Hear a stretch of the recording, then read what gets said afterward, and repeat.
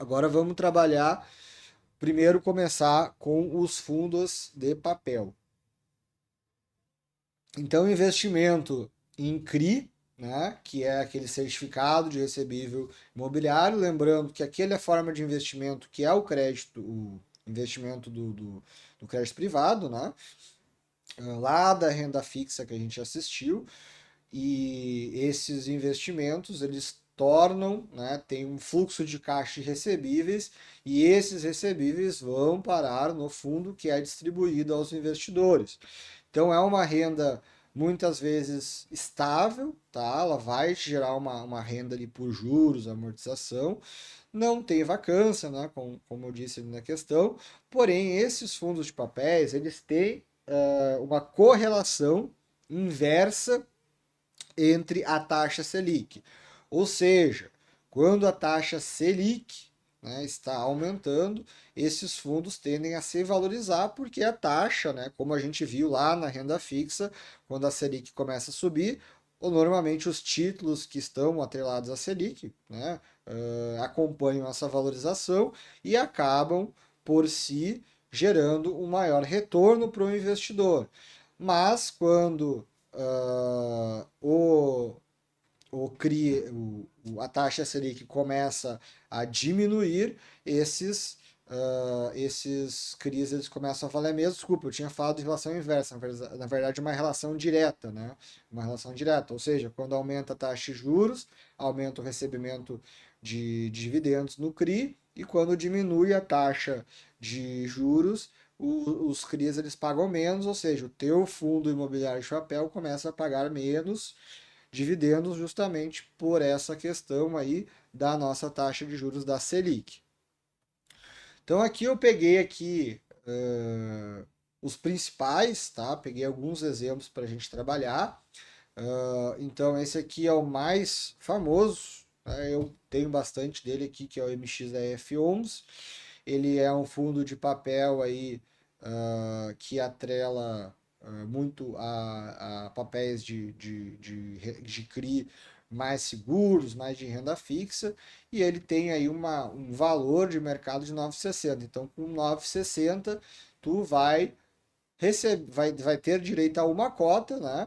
E todo mês ali ele vai te pagar ali no último recebimento. Dividend yield é basicamente, se a gente for fechar o ano, ele pagou ali 12%, 12,72 nos últimos 12 meses, ou seja, ali 1% ao ano nesses últimos 12 meses, tá? Nesses últimos meses, a cota referenciada a 9,60, ela teve uma rentabilidade ali um pouco abaixo do esperado, mas de 9,60 tu recebeu aí 9 centavos. Então cada cota que tu tem do MXF11 receberia 9 centavos. Então se tu tem 10 cotas, tu recebe 90 centavos. 100 cotas, tu recebe R$ 9. 1.000 cotas, tu recebe 90. E assim sucessivamente.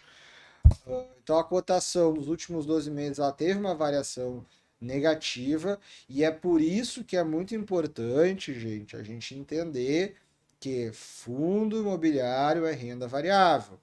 Ou seja, mesmo eu recebendo todos os meses, né, o meu dividendo lá, tudo certinho, ele tem uma desvalorização. Então, se eu apliquei R$ 100.000, eu tenho como valorização do fundo, tá? 94, R$ 92.000. Então, é R$ 100.000 que eu investi, porque esse fundo se desvalorizou, ele vai virar R$ 92.000.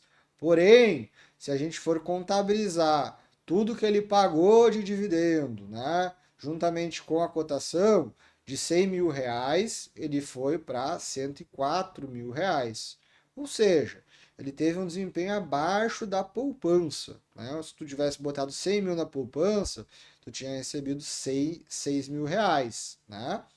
Aqui tu já ganhou 4. Por quê? Porque houve uma desvalorização dessa cota. Por quê? Porque é renda variável.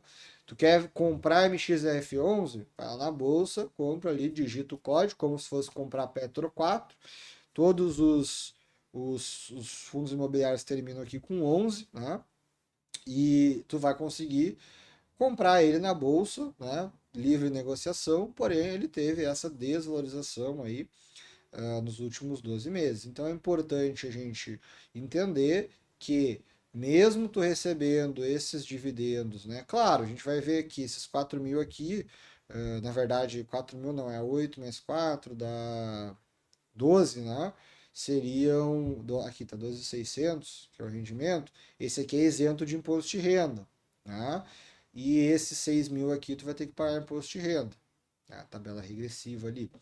Então, tu vai ter que entender justamente se vai valer a pena ou não. Eu peguei um outro aqui, que é o Kinea, que é o KNCR11. Ele pagou no último mês aqui 95 centavos, porém a cota dele é de 103,71.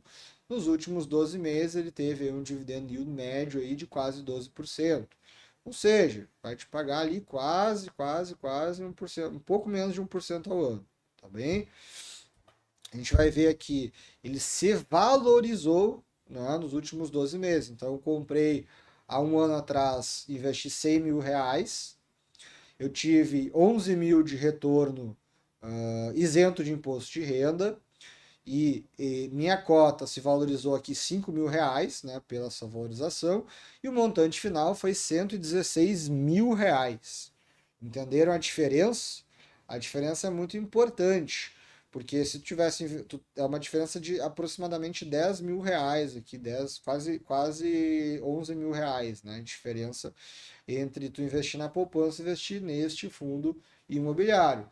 Então, é muito importante tu diversificar, porque vai ter fundos que vão ter uma variação negativa e vão ter fundos que vão ter variação positiva.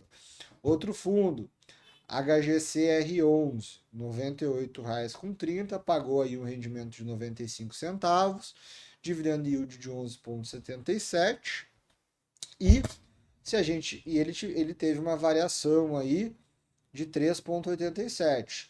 Porém, mesmo com essa variação negativa, tá, ele ainda superou a poupança. E esses rendimentos aqui que tu recebeu são isentos de imposto de renda. Beleza?